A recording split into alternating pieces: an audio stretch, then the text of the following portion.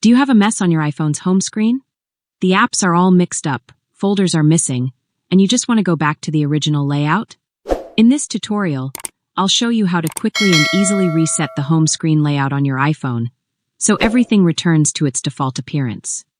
In just a few steps, your phone will look brand new, without losing any data or deleting apps. So here's what to do.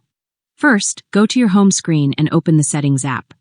Once you're in Settings, scroll down a little, find the General option, and tap on it to open. When you're in the General section, you'll see several options. Now scroll all the way down, and at the bottom of the page, you'll find an option called Transfer or Reset iPhone. Tap on it. When you open the Transfer and Reset page, you'll see two options at the bottom: Reset and Erase all content in Settings. Tap on the Reset option. Then, in the menu that appears, you'll see several options. Find the Reset Home Screen Layout option and tap on it. Once you do that, a message will appear informing you that your home screen will be reset to the default iPhone layout.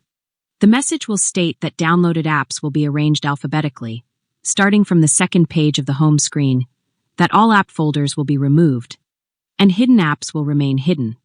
To confirm this action, tap Reset Home Screen. After that, your home screen will automatically return to the standard layout, and no apps will be deleted.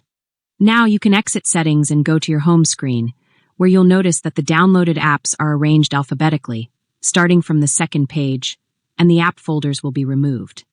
Also, any hidden apps will remain hidden, meaning they won't be shown on the screen. And that's it.